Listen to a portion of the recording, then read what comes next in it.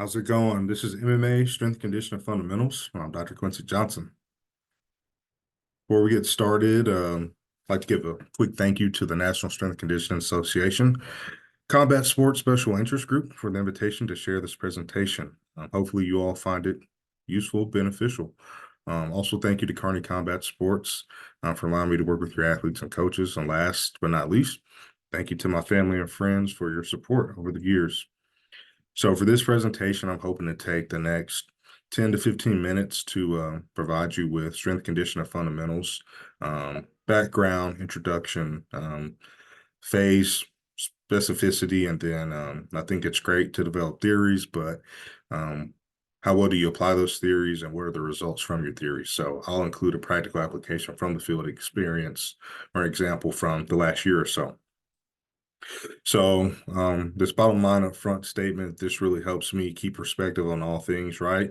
I think it's important for practitioners to develop maybe something similar. So this top tier, I love to win, right? But in order to win, I dedicate myself to understanding how to build champions, how to optimize athletic performance. This middle tier, this is the tier that bridges the gap, right? This gets us to that upper tier. So here at Strength Conditioning Professionals, whether you're new to the field, whether you're an expert or more advanced, right? I think it all comes down to developing coordinated and organized approaches, fully understanding, right, the demands of the sport, training approaches, our athletes, then ensuring that they are healthy, well, and available to train and compete. The best ability for athletes is availability. But the bottom line, above all else, keep the main thing the main thing. The simplest approach is the shortest path from point A to point B. Helps us get there a lot quicker. So here's my background. So I have PhD, Health Leisure Human Performance. I have certifications, but I've also been able to successfully apply that education to competitive sport at all levels. So whether that be youth strength conditioning like local performance or collegiately, D1, D2, NAIA, or professionally, or consulting, or working with this group of combative athletes. So as we all know, MMA is pretty complex and it's competitive, right? Not only in the athletes that participate, but also the duration and intensity of events. It could be three 5-minute rounds, 3 3-minute rounds, 5 3-minute rounds, 5 5-minute rounds. So there are multiple variations throughout one's career and progression. But the second point alludes to, right, general and specific physical, technical, and tactical preparedness can improve an athlete's chances for success, which brings in strength conditioning approaches that can be used as a supplement to improve body comp, movement, strength, power, and speed. And if you have time, I will look at the UFC Performance Institute's cross-sectional performance analysis projection of the UFC athlete. This is a free text that provides everything from foundational basic information to very, very advanced information for the combatives athletes, specifically the mixed martial artists. So some fundamentals, these are my fundamentals in tiers, right? Tier 1 may not necessarily be strength conditioning focused, but trust me, it is going to help your strength conditioning approaches. If you're able to provide value, develop relationships, identify goals, and then work together to provide solutions, right? Work with the athlete, work with the coach, right? Work with the nutritionist, work with all the key stakeholders to provide those solutions. And then the second tier, doesn't mean that it's any less, but we first things first, right? Work on that top tier, and the second tier will be much easier. Where we're conducting needs analysis, we are constructing training plans, we're organizing testing and assessment, we're developing test batteries, right? And then we are designing our programs. So a bit more detail on those first tier fundamentals, which I hope to cover in an upcoming webinar. But as you see here, experience, education, trust, understanding that we are truly in the people business. So you need to prioritize not only gaining buy-in, but maintaining buy-in, all the way to identifying goals and then developing shared approaches to providing solutions that are easy to communicate. And then we have the strength conditioning aspect, right? So you have your needs analysis where um, you're looking at the sport, you're looking at your athletes, and you're looking at primary, secondary energy systems. You're looking at biomechanics. You're looking at muscle action. You're looking at kinetics, kinematics. You're looking at common sites of injuries, common types of injuries. You're looking at the time for athletes to return to sport if they were to get injured. All these things are on full cycle in my mind all the time when I'm working with this group of athletes. And then we progress to the training plan. How do we organize our training? How long do we have to train? What's our macro cycle? Or what's an annual training plan look like for 1 year, right? For an MMA athlete. And then how do we split that into phases? And then how do we organize the phases, right? So those mini blocks within the phases, those microcycles. Testing and assessment, my go-tos, some sort of assessment of anthropometric, movement capacity, strength and power, cardiorespiratory fitness. This provides you with a great profile of your athlete. And then whenever we're designing our programs, we're covering all of our bases from exercise selection, order, frequency, intensity, volumes, all the way out to our workout structures, rest within the workout and between workouts. Here you'll see a hierarchy of athletic development, and then on the right you'll see one that I love to implement and stays fresh in my mind. Right at the base, physical preparation. Right, we can have the best tactical preparation, we can have the best tactical game plan, but if your athletes are not fit, and they can't withstand and they can't go deep into the round, or if they're injured, right, or if they're weak, then that kind of nullifies whatever tactics that you had planned on utilizing. Then at the top, you can see just the importance of the mindset, right? And not just for MMA athletes, but any athlete, just having that mindset and being in a great place mentally.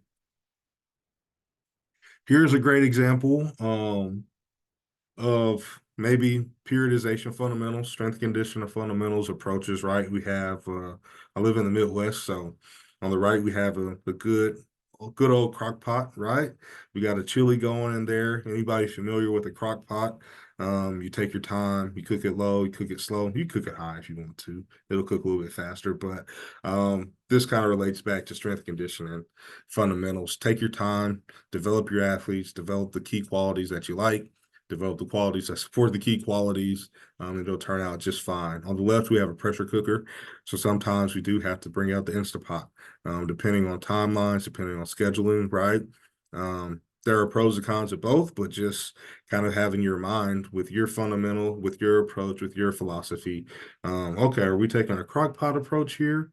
Do we have some time, or do we need to put our athlete in an Instapot and just understanding the risk and the reward for that?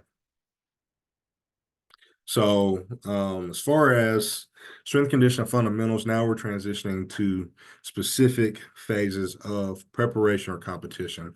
So this off camp for me is synonymous with the GPP or general physical preparation phase. You can see that for the strength conditioning composition, 80% of our training in the weight room or even in conditioning is very, very general, right? 80% general. If I had to estimate, while 20% of that is specific. So right now or during that off camp, that is a specific period of focused training where the athlete is not actively preparing for a fight. So what are our goals and what are our approaches? Goals here for me personally, we're trying to optimize or begin optimizing body composition, lean body mass, develop general strength and fitness, start to address those weaknesses as well. And then for our approaches, we're utilizing multi-joint compound movements, implementing light plyometrics, and also implementing a good dose of core and accessory work. And then we have our pre-fight camp. So this is our transition period. We're not in fight camp yet. We're not super specific yet to MMA, but we are transitioning there, right? So our athlete is training, right? They're in the gym, they're in the weight room. They have committed to terms, but they are not actively preparing for a fight, such as fight camp. Here you notice that our composition of strength conditioning has changed just a little bit. So now we're at 40% specific and 60% general. What are our goals and approaches here? Me personally, I like to maximize specific strength, whether it's a range of motion, a or whether it's a loading pattern, we like to maximize positions and loads during this pre-fight camp, because we know once we get into fight camp, our emphasis or our priorities are going to shift. We're also emphasizing anaerobic fitness, recovery, and our approaches here are multi-joint compound movements, plyos, cores, and accessories. So now the time we've been waiting for, fight camp. So this is our specific physical preparation period, whether it's on the mat, whether it's in the ring, in the cage, or maybe it's in the weight room, right? Again, we just shift slightly our strength, conditioning, composition 20% more. So now we're going more specific, and it doesn't mean that everything looks like a fight, but the intensity is there for most of those movements, right? Or we are targeting specific joints, specific anatomical locations. We're trying to develop specific muscles or qualities that support the fighter during their preparation, while 40% of that is just general physical fitness, general exercises. Our goals and approaches here, now we want to transition into maximizing explosive strength, high intensity anaerobic training, and of course, emphasizing recovery and very, very specific skills, which the coaches will take care of on the mats during training. Approaches in the weight room, I like to implement Olympic lifting variation. So high pulls, jump shrugs, and maybe a hang power clean. I'm careful, right, of key joints for this sport: wrist, elbow, shoulder, hips, knees, ankles. If it's unsafe, then I don't program it in. Or if it may cause undue injury, then I won't program it in. I'll just substitute for an alternative. So from there, we go, we have our Olympic lift variation, multi-joint compound movement for strength development. Then we have those plyometrics for transfer of strength, and of course, core and accessories, potentially in a circuit, maybe for conditioning, or maybe to build body armor, right? So necks, traps, shoulders, buys, tries, you can't go wrong for those accessories. And then post-fight camp. After the fight, we shift our focus to restoration for the athlete, give them time to rest, recover, and plan for their next fight. You'll notice strength conditioning composition is 100% general. That is my preference, and it has worked well in the past. For the most part, most MMA athletes after a fight, they're pretty beat up, so they're taking time off anyway. And so if we can get them, if they're in the gym, around the gym, to do some basic squats, pushes, pulls, something similar, that checks enough boxes, and that keeps them trained enough. So whenever they hop back into off camp, pre-fight camp, they're ready to go. Goals here again: recover, body recomposition, and then restoration. Our approaches are basic, and you'll see this later on. Just implementing multi-joint compound movements, core, and accessories. So from the field, again, it's great to have a theory, but can you apply that theory?